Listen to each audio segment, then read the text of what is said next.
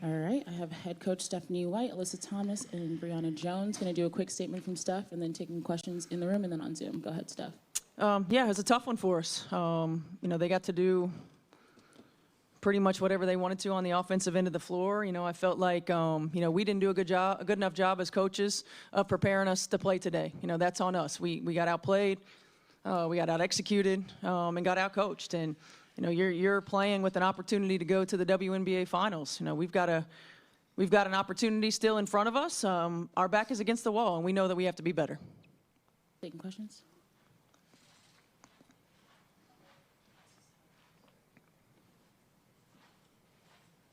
Thank you. I just want to start one, Steph, for you, and then AT, one for you as well, if I could. When you look at these numbers, there's a couple things obviously jump out. One of them is the 3 for 20 from three, and I'm wondering whether you're happy with the looks that you got, or you felt like they did a good enough job of disrupting what kind of looks you were getting from three. I think some of them were good looks. There's not very often when Marina's going to go 1 for 11. Certainly I felt like some of them were good looks, but I also felt like sometimes we didn't make them work enough. Didn't get the ball from side to side enough, or didn't create for one another enough. So it's a little bit of both.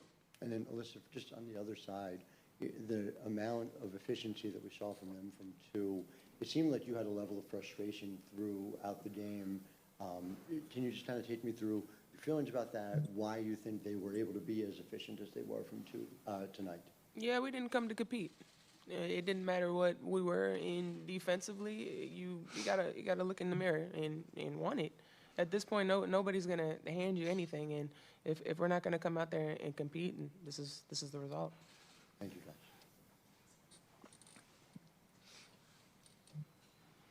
Steph, they got a lot of production from their bench tonight, 16-4 for you guys. I mean, just how much are you kind of missing Ty's production right now, having to start Marina and losing that sort of scoring off the bench? Yeah, we're missing it a lot. I mean, Ty is a double-digit scorer for us.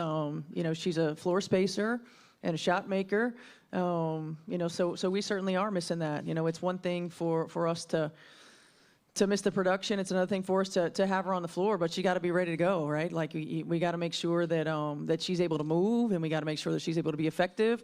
And a lot of that's defensively, too. So it hurts. We need to get production from our bench, no question about it. Hey, Coach, usually you always say you're playing a game of chess, the long game. With the next game, how much of it is you have to make adjustments and play chess? Or do you just flip the board over and say, like AT said, we're just going to have to do what we're going to have to do? Well, I think it's a little bit of both, but, certainly you got to compete, right? You got to come out and you got to be ready to compete. I feel like, we're two pretty evenly matched teams. I feel like when we play at our best on the defensive end of the floor, which we've seen for most of the year, this was a little bit of an anomaly. When we play our best, we make things difficult. We didn't make things difficult. And on the flip side, we have to continue to do a better job of finding things that are working for us offensively that can create space for our players to go to work. And I thought we had some opportunities today, probably not enough of them. But for us, we're at our best when we get out in transition. And if you don't get stops, you're not getting out in transition. Brionna, this was easily your best performance offensively so far in the playoffs. What was it? What was the difference in that second quarter that really helped you break out? And what's going to be important to keeping this momentum heading into game 4 for you personally? I think it was just my mentality coming into this game. I know I haven't shown up the last 2 games offensively, but just being able to get to my spots and demand the ball when I want it, and then my teammates found me and made my looks easy. But I think going into the next game, I think it's still that same mentality, and then again getting after it on the defensive end, because I think that's where we fell short tonight.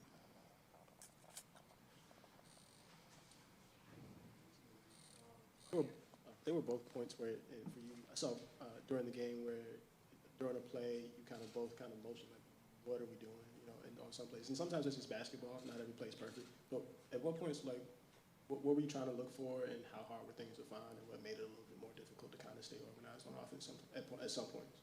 I think we got to realize that, we didn't get here by ourselves. We got here as a team and moving the ball and, picking people apart. And at this point, yeah, you won it, but we're not going to get over the hump without using each other. And, yeah, this was a poor display of what Connecticut basketball is about. To come out with an aggressive defensive plan and to only get 3 steals, that's unacceptable. And, yeah, we got to go back to the drawing board, and we got to play people that are going to come out and be ready to fight. You guys mentioned the word compete a lot. Swing games aren't playing in general. They're only one of them that's capacity. How do you kind of reboot knowing that this is possible? Swing game, competing, like how you kind of raise it up in competition in terms of knowing that, like you said, your backs are against the wall? Yeah, big-time players show up when their backs are against the wall. A lot of us have been in this position before and have come out of it. So, yeah, it's no different. If you want your season to continue, if you want to make it to the finals, then you got to give everything you got, and that's what playoffs are all about. Coach, it seemed like they were playing really good defense on Mabry, and the offense didn't seem like there was a lot of fluidity to it. It seemed like they kind of put a wrench into the gears. Can you speak about that and, what you plan on doing the next game? Yeah, I feel like, it kind of ebbed and flowed for us. There are times when their pressure affects us and we get a little bit tunnel vision. And AT mentioned it. When we got the ball side to side, multiple players touched it, we shared it. We got good high percentage looks. I think it's when we feel like we have to all do it ourselves or make the play that's going to change the momentum. The reality is it's not the play that changes momentum, right? It's digging in on the defensive end. It's using one another. It's getting high percentage looks. It's a series of events. So, there were times where I felt like we just got stagnant. There are times where we're trying to get to the third action and not really attacking the first and second one with purpose, understanding what we're trying to get. We did a better job of getting Breezy the ball tonight than we had the first 2 games. But then we got to be able to play out of that as well. You're in the center. Coach, was there something about their ball screen offense, their pick and roll that really gave you problems? I mean, you kind of threw a few different coverages at them and nothing really seemed to work. What was it about what they were doing that caused so many issues? They're a good team. They spread the floor. They're really balanced, but I felt like it was more us. I felt like we were soft, and no matter what we did, I felt like we kind of let them go where they wanted to go. We didn't give a whole lot of resistance. We let them move the ball around the perimeter really easily. It's just there's got to be a mentality of being disruptive. They're a team that gets a beat, so we have to continue to give them looks, but at the same time, we've got to be able to execute looks and give ourselves a chance. We're going to take it to Zoom. Going to go Brad and then Blake and then finish in the room with Ben. Go ahead, Brad. Yes, hi, Coach. Your team was in the bonus for a significant time in the 3rd and 4th quarters. Did you feel that you took advantage of that? And how did that impact the team late in the game? Well, I know we talked about that, certainly, in timeouts, about staying aggressive, getting to the rim. We had 7 free throws at halftime, and we finished with 23. So, I felt like when we had opportunities, you don't want to force it, certainly, but if you can get rotations and if you can attack and get to the foul line and convert at the foul line, it's important, particularly when you're trying to come back. So, I feel like we did a decent job of it. We made it a priority. And when we got there, we were able to convert, I felt like, in that second half. I thank you, Coach. Blake. Hey, ladies. Nafisa Collier had 2, pretty bad games for her standards, or not up to her standard, and she pretty much went off today. So what offensive and defensive adjustment do y'all think y'all have to make on her going into Game 4? Well, she's a great player, certainly. AT always does a really good job. We did a lot more switching today, and I felt like that, they made it a point to take advantage of the mismatches when we did our switching.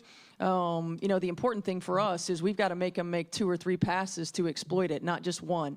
and we weren't disruptive enough to do that. And she really went to work. I felt like she was much more aggressive in this game, hunting those opportunities than she was in game one and game two.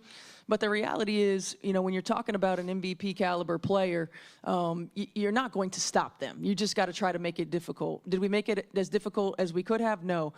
But we can't let everybody else go off. Right? We've got to maintain, we got to contain everybody else. We can't allow 4 players in double figures. They're too dangerous of a team when that happens. So we've got to do a better job collectively of making sure that we make things difficult, but we got to lock in on everybody else too. Thank you.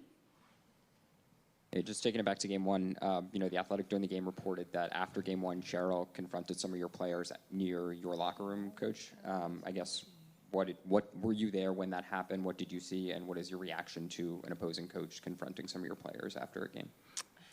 I wasn't there, but that was a week ago. Don't have any comment on that. And just Breezy, were you present at all, and what was your reaction if so? Bro, you just trying to stir stuff up. No comment. To ask. No comments. Just trying to stir stuff.